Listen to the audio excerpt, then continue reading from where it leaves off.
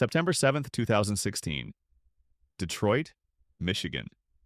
12:14 p.m. Something brutal happened to a 31-year-old woman that day. What happened to her and how the incident unfolded would completely shock you. On that September afternoon, a man named Louis Vaux invited his girlfriend, Veronica Powell, over to his house on the east side of the city. They both walked in together through the front door. 4 hours later, at 4:17 p.m., only one person walked back out. The surveillance camera mounted on the neighbor's house captured it all. Veronica arriving in her car, wearing jeans and a light blue t-shirt. Louis opening the door with a smile, both of them stepping inside.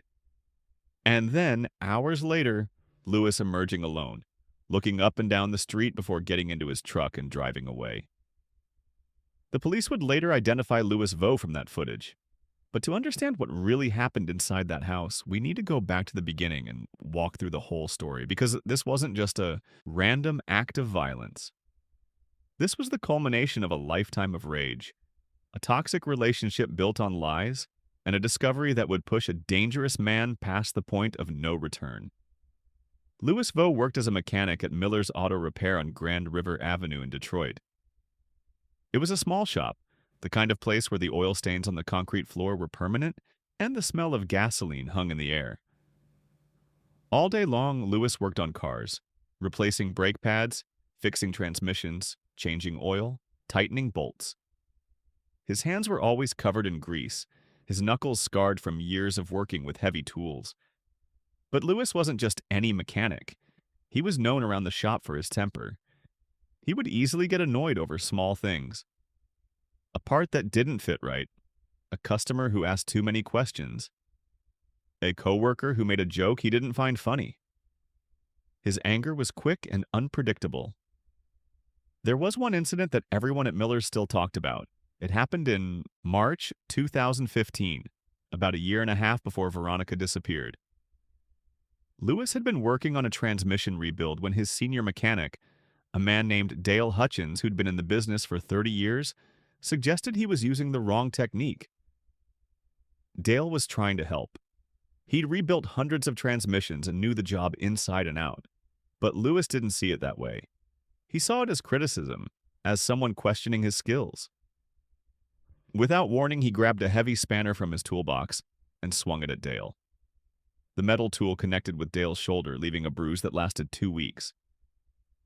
The shop owner had to physically step between them to stop Louis from swinging again. Dale didn't press charges. He just wanted Louis gone.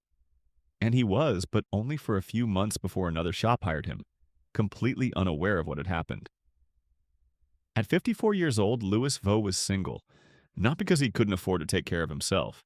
He made decent money as a mechanic, enough to pay rent on his small house and keep food on the table. No, Louis was alone because of how aggressive and brutal he'd been to his previous girlfriends. 2 women in particular had stories that painted a clear picture of who Louis really was. Celine Morris dated him in 2012. She described him as controlling and violent. She said he would grab her by the arm hard enough to leave bruises, that he'd throw things when he got angry, that he once locked her in his apartment for an entire weekend because she'd mentioned wanting to visit her sister. When she finally got the courage to file a restraining order in January 2013, Louis had shown up at her workplace anyway. The police were called, but Louis left before they arrived. Celine moved to a different city a month later. Rachel Tompkins had a similar story. She dated Louis in 2014. She told friends that Louis had once locked her in his car during an argument and driven around for hours, refusing to let her out, yelling at her the entire time. She said he'd punched the dashboard so hard that his knuckles bled. When he finally stopped the car, she'd jumped out and run. She filed a restraining order in August 2014 and never spoke to him again. When the police started investigating Louis after September 7th, they decided to extend their research beyond just his recent relationships. They wanted to know who this man really was, where his violence came from, and if there were warning signs that had been missed. What they found painted a disturbing picture that stretched all the way back to childhood. Louis grew up alone in many ways. His father, a factory worker at the Detroit steel plant, divorced his mother when Louis was just 7 years old. After that, Lewis lived with his mother in a small apartment on the west side of Detroit. She worked two jobs, one at a diner during the day and another cleaning offices at night, just to keep them afloat. That meant Lewis spent a lot of time by himself, coming home to a night empty apartment after school, making his own dinner, going to bed alone. And when he wasn't alone, he was getting into trouble. By the time Lewis was in middle school, he was known as a bully. He was huge for his age, tall and thick, towering over the other kids, and he used that size to intimidate people. He'd shove smaller students into lockers, steal their lunch money, corner them in hallways. Teachers filed reports about his behavior. One report from when he was 13 years old described how he'd punched a classmate in the stomach during gym class, hard enough to send the boy to the nurse's office with the wind knocked out of him. When the principal called Lewis's mother, she apologized and promised to talk to him, but nothing changed. She was too exhausted from working two jobs to effectively discipline him, and his father wasn't in the picture. So Lewis continued to be violent, and nobody stopped him. As an adult, that aggression didn't disappear. It just found new targets. He'd been fired multiple times from different places where he worked, always for the same reason. He couldn't control his temper. At one shop in 2009, he'd thrown an entire toolbox across the garage because a part hadn't arrived on time. At another shop in 2011, he'd gotten into a screaming match with a customer who'd complained about the price of a repair. His employers would tolerate it for as long as they could, but eventually they'd all let him go. And each time, Lewis would find another job at another shop that didn't know his history, and the cycle would repeat. By 2016, he'd worked at 7 different auto repair shops in the Detroit area. But after all his petty crimes, after all the fights and the workplace incidents and the restraining orders, none of it was as brutal as what he would do to Veronica Powell. Veronica Powell was the opposite of Lewis in almost every way. She was kind, patient, and deeply committed to helping others. She worked as a nurse at Oakwood Senior Care, facility on 8 Mile Road in Detroit, a place where elderly patients spent their final years. Veronica's job wasn't glamorous. She helped people eat when they couldn't feed themselves, bathe them when they couldn't bathe themselves, dressed them, moved them from bed to wheelchair and back again. But Veronica loved it. Her coworkers said she was the type of person who would stay late just to make sure someone was comfortable, who remembered everyone's birthday and brought in homemade cookies just to brighten the day. She had a warm smile and a gentle voice. Patients loved her. Families loved her. She was respected by everyone who knew her. Veronica met Louis Vaux in early 2016 around February. He was 53 at the time, and he'd come to Oakwood Senior Care after complaining about back pain. He'd been lifting heavy engine parts at work, and something had pulled in his lower spine. The facility offered physical therapy services, and Louis was referred there for treatment. That's where he first saw Veronica. She wasn't his assigned nurse, but she'd been walking past the physical therapy room when she saw him struggling to put his shoes on after a session. She stopped, asked if he needed help, and knelt down to tie his laces without being asked. That small act of kindness stuck with him. Louis liked Veronica immediately. Over the next few weeks, as he returned for follow-up appointments, he started looking for reasons to talk to her. He'd ask questions he already knew the answers to. He'd linger in the waiting area, hoping to catch a glimpse of her. And then he started to pressure her to be with him.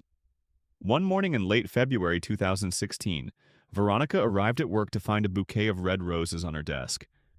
There was no note, but she knew they were from Louis.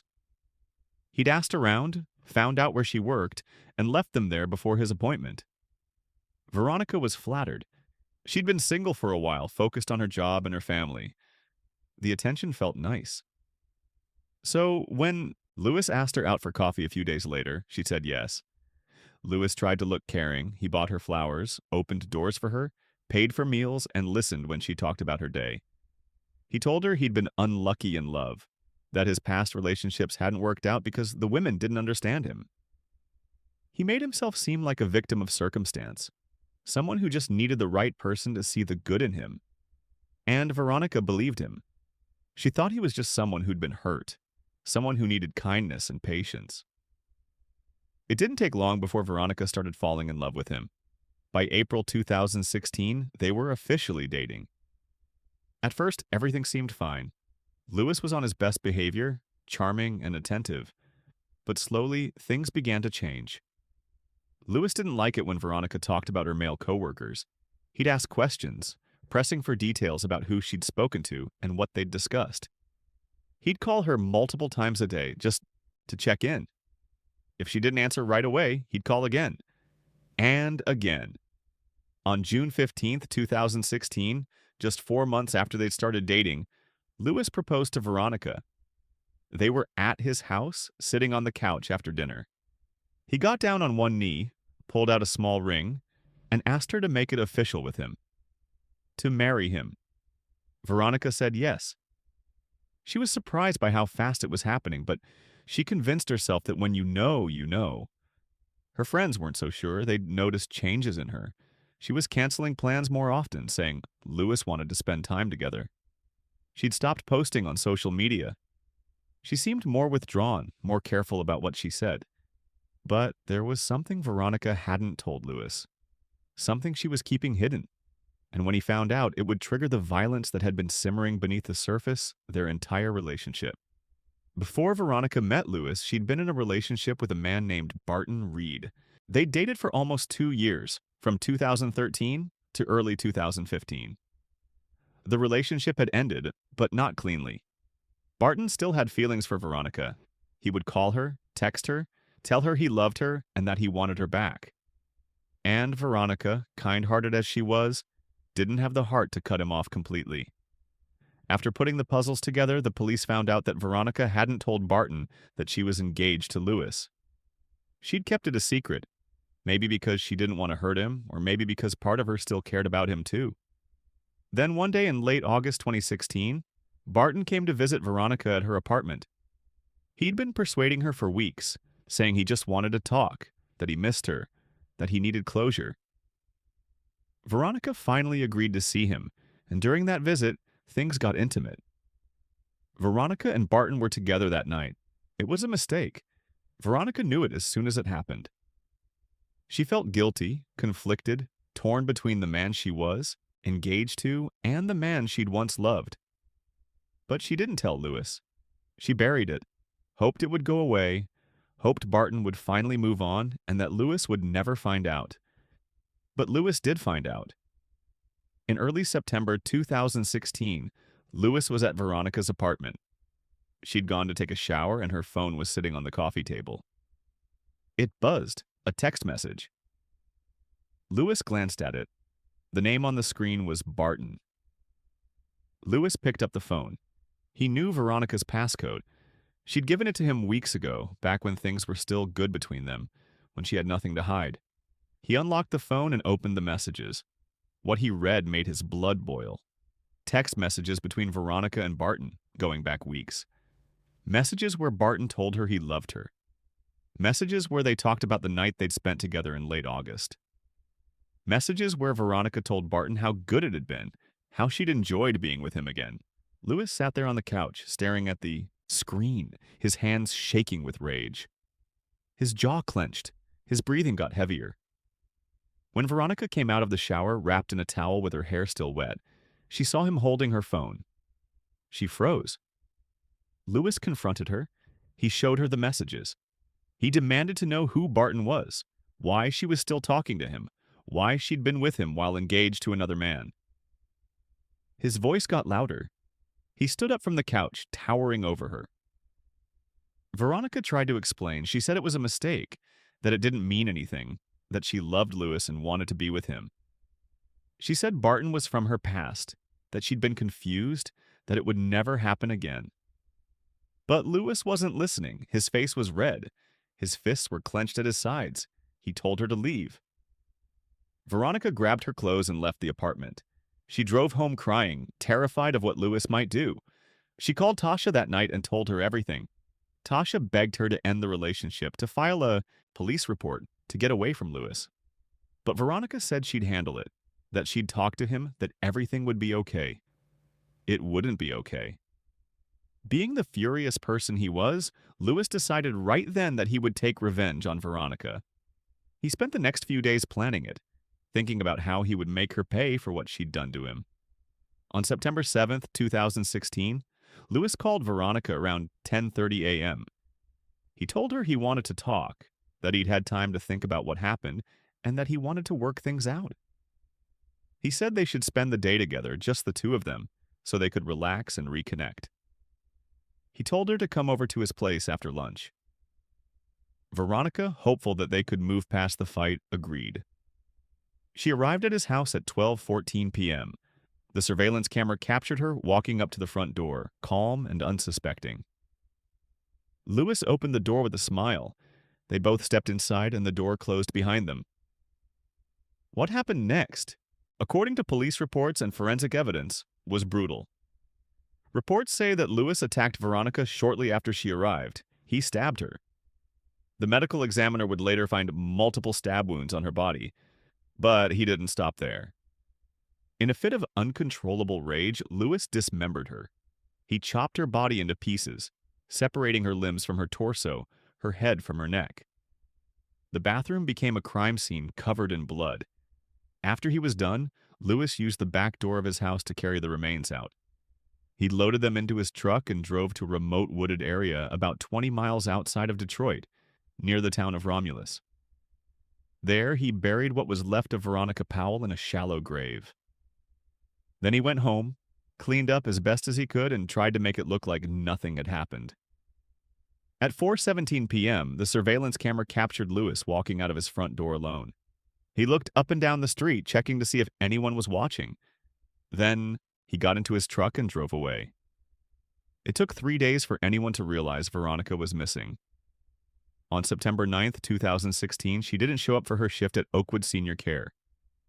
Veronica never missed work, not once in the 5 years she'd been there. Her supervisor, a woman named Linda Martinez, called her phone at 7:15 a.m. No answer. She called again at 7:30 a.m. Still no answer. By 9 a.m., Linda was worried. She called Veronica's emergency contact, her mother, Margaret Powell. Margaret hadn't heard from her daughter either. She'd tried calling Veronica the night before and got no response. At first, she thought maybe Veronica was just busy. Maybe she'd gone out with friends. But now, with Veronica missing work, Margaret knew something was wrong. Margaret drove to Veronica's apartment on the west side of Detroit. She had a spare key. When she opened the door, everything looked normal. The lights were off. The apartment was clean. Veronica's car was in the parking lot outside. Her purse was on the kitchen counter. Her keys were in a bowl by the door, but Veronica wasn't there. Margaret called the police at 10:17 a.m. on September 9th, 2016. The missing persons report triggered a formal investigation. Detective Marcus Green and his partner, Detective Sarah Lynn, were assigned to the case. They started by retracing Veronica's last known movements. They talked to her friends, her coworkers, and her family. Everyone said the same thing. Veronica was responsible, caring, and dependable. She wouldn't just disappear without telling anyone. Her best friend, Tasha Reynolds, was the one who told detectives about Lewis Vaughan. She gave them his name, his address, and his phone number. She told them about the engagement, about the controlling behavior, about the fight Veronica had mentioned after Lewis found the text messages from Barton. Tasha said she'd been worried about Veronica for weeks, that something felt wrong about the relationship. On September 10th, 2016, at 2:45 p.m., police drove to Lewis's house at 1847 Gratiot Avenue on the east side of Detroit. They knocked on the door. Lewis answered. He looked tired, like he hadn't slept. His clothes were wrinkled and there were dark circles under his eyes. His hands were covered in small cuts, like he'd been working with sharp tools recently. When the officers asked if he'd seen Veronica Powell, he said yes. He said she'd come over on September 7th to talk about their relationship. He said they'd had lunch together, watched some TV, and then she'd left around 4 p.m. He said he didn't know where she'd gone after that. He hadn't heard from her since. The officers asked if they could come inside and look around. Lewis hesitated. His eyes darted back toward the hallway. Then he stepped aside and let them in. The house smelled strange. One of the detectives later described it as a mix of bleach and something metallic. The living room was messy but not unusual. The kitchen looked clean, almost too clean. The counters were spotless. The floor had been recently mopped, but in the hallway near the bathroom door, there was a dark stain on the carpet. It looked like someone had tried to scrub it out, but the stain was still visible. The detective asked what had happened. Lewis said he'd spilled motor oil a few days ago and had been trying to clean it up. The detective didn't believe him. He walked to the bathroom and opened the door. Inside, there were more stains. On the tile floor, on the edge of the bathtub. Small drops like someone had tried to wash something away but hadn't quite finished the job. The detective told Lewis he needed to come down to the station for questioning. Lewis didn't argue. He grabbed his keys and followed the officers outside. The next day, a forensic team arrived at the house. They brought luminol, a chemical that reacts to blood even if it's been cleaned. When they sprayed the bathroom, the walls lit up. The floor glowed. The bathtub was covered in bright blue stains. There was blood everywhere. Forensic analysts tested the blood. The DNA matched Veronica Powell. On September 12, 2016, police arrested Louis Veau and charged him with the murder of Veronica Powell. But Veronica's body had not been found yet. The prosecution knew their case would be stronger with physical evidence, so search teams were dispatched to comb through areas near Lewis's house. For weeks, there was no sign of her. Then, on September 29, 2016, nearly 3 weeks after Veronica disappeared, a hunter walking through a wooded area near Romulus noticed something unusual. There was a patch of disturbed earth near a cluster of trees, the kind of spot where the ground had been dug up and then covered again. The hunter called the police. A forensic team arrived with shovels and ground-penetrating radar. They found Veronica Powell buried in a shallow grave. Her body had been dismembered, just as the evidence suggested. The medical examiner confirmed that she'd been stabbed multiple times and that the cause of death was blood loss from the stab wounds. But the investigation didn't stop there. Detectives wanted to know if anyone else was involved. They looked into Barton Reed, Veronica's ex-boyfriend. Some early reports suggested that Barton might have been the one who killed Veronica, that he'd stabbed her and dismembered her body. But those reports were quickly proven false. Barton had an alibi. On September 7, 2016, he was at work at a construction site on the north side of Detroit. Multiple co-workers confirmed he was there all day. Security footage from the site showed him arriving at 7 a.m. and leaving at 5:30 p.m. There was no way he could have been at Lewis's house. The evidence all pointed to one person, Louis Veau. On September 12, 2016, Louis Veau sat in an interrogation room at the Detroit Police Department's Eastern District headquarters. Detective Marcus Green slid a photograph across the table showing Veronica walking into Lewis's house at 12:14 p.m. on September 7th. "Tell me about that day," the detective said. Lewis said Veronica had come over to talk. They'd had lunch, they'd watched TV. Then she'd gotten a phone call around 4 p.m. and said she had to leave. He claimed he'd walked her to the door and watched her drive away. Detective Green showed another photograph. Lewis walking out alone at 4:17 p.m. No sign of Veronica. "Where's her car?" the detective asked. Lewis said she'd taken an Uber. Detective Green showed him the records. No Uber ride that day. Veronica's car was still at her apartment. When the detective showed Lewis the forensic photos, the bathroom walls glowing blue under luminol light, Lewis went quiet. Then he said, "I want a lawyer." Louis Vau's trial began on March 6, 2017, at Wayne County Circuit Court. The prosecution was led by Assistant District Attorney Rachel Winters. The defense was handled by Public Defender Martin Cross. The courtroom was packed. Veronica's family sat in the front row. Her mother, Margaret Powell, clutched a photograph of her daughter. The prosecution's case was devastating. They showed the surveillance footage. They presented the forensic evidence, blood matching Veronica's DNA found throughout Lewis's house. Dr. Alan Chen, the medical examiner, testified about the stab wounds and defensive injuries on Veronica's body. They presented the motive through text messages between Veronica and Barton Reed. Rachel Winters argued that Lewis had discovered the affair and killed Veronica in a jealous rage. Veronica's best friend, Tasha Reynolds, testified about the changes in Veronica after she started dating Lewis. She loved him, but she was afraid of him too, Tasha said. The defense tried to create reasonable doubt, suggesting alternative theories. But when the prosecution called Lewis's ex-girlfriends, Celine Morris and Rachel Tompkins, to testify about his history of violence, the case became clear. Lewis never took the stand. On April 14, 2017, the jury found Louis Vaux guilty of first-degree murder. On May 3, 2017, Judge Margaret O'Brien sentenced him to life in prison without parole. Veronica's brother Daniel gave a victim impact statement. "My sister saw the good in everyone, even when she shouldn't have. Louis Vaux took advantage of that kindness. He deserves to spend the rest of his life in prison, thinking about what he did." The case raised difficult questions about relationships, violence, and accountability. Veronica's family struggled with guilt, wondering if they could have done more to protect her, if they'd missed warning signs that Louis was dangerous. Her friends remembered the times she'd seemed distant, the times she'd canceled plans, the times she'd made excuses for Louis's behavior.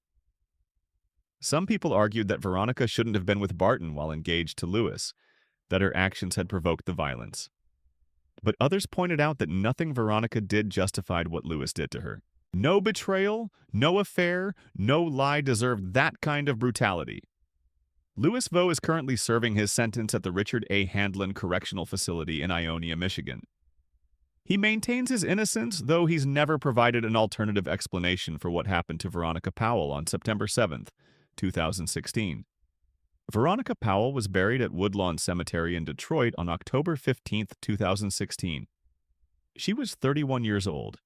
Her family established a scholarship fund in her name at Wayne State University for nursing students who demonstrate a commitment to caring for the elderly.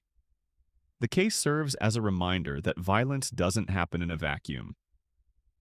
Louis Vaux's history of aggression, his pattern of abusing women, his inability to control his anger, all of it pointed to someone who was dangerous, and yet he was able to move from job to job, relationship to relationship without ever being held accountable until it was too late. The question that haunts everyone who knew Veronica is simple. Could this have been prevented? If someone had taken Louis's past violence seriously, if his employers had shared information about his behavior, if his ex-girlfriend's restraining orders had been enforced more strictly, would Veronica Powell still be alive today? We'll never know the answer. But we do know this. On September 7, 2016, a kind, caring nurse walked into a house with her boyfriend. Only he walked out. And that day changed everything.